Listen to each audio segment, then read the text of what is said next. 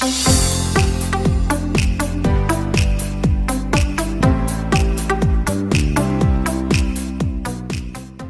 friends, welcome to Deliciously Jebas. The festive season is just around the corner, and what better way to celebrate than making warm, chewy and fudgy choco chip cookies at home. Let's start by taking 115 grams of unsalted butter at room temperature in a large mixing bowl. Cream the butter with a spatula or an electric beater.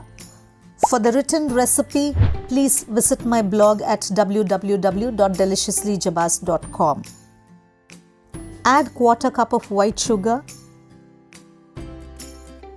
and quarter cup of brown sugar. Again, mix this until they turn pale in color. You know, the perfect chocolate chip cookie is all about balance. It has to have crispy edges and must be soft and chewy in the center.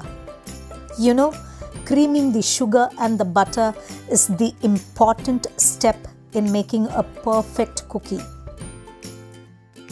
Now add an egg. Make sure that the egg is at room temperature.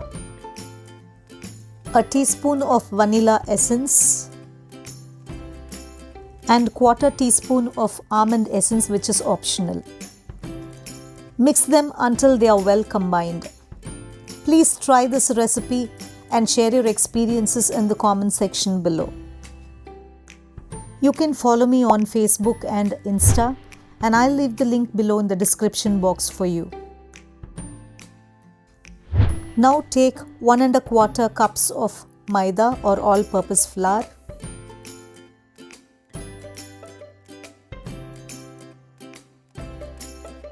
a tablespoon of corn flour,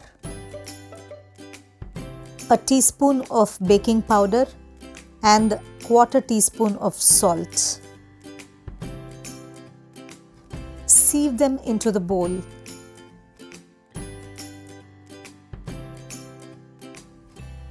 Now mix this until they are well combined. Do not overmix the cookie dough.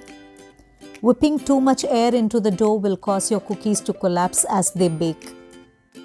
Also remember, if your cookie is not spreading, then there is too much dry ingredients soaking up the liquid. Add a cup of semi-sweet chocolate chips or semi-sweet chocolate chunks and half a cup of dark chocolate chips or chunks. Again, mix this gently until they are well combined. You can also add an egg yolk additionally instead of corn flour to make the cookie chewier. If you add too much sugar to the cookie dough, then your cookie will be thin and chewy and not crispy at all. Now cover the dough and refrigerate for an hour. After an hour, remove the cling wrap. You know, chilling cookie dough in the refrigerator firms it up, which decreases the possibility of overspreading. Scoop out a tablespoon of the dough and roll it into a ball like this. You can also chill the cookie dough after you roll it into individual balls. And place it on a tray lined with parchment paper. Please hit the thumbs up button if you like this video. Alternatively, you can store the cookie balls in a Ziploc cover and freeze them up to 3 months.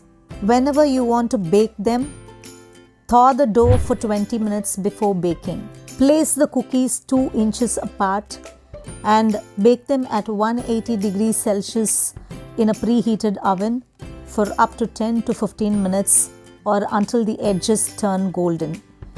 Use a silicone baking mat or a parchment paper to bake your cookies.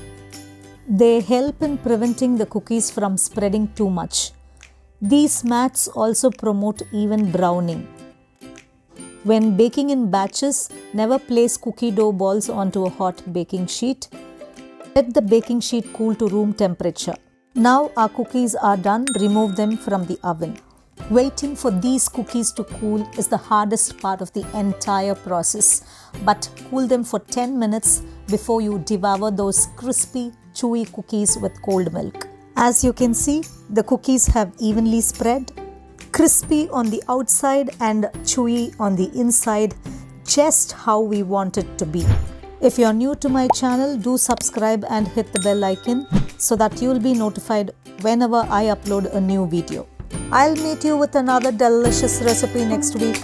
Until then, it's Jeba signing off.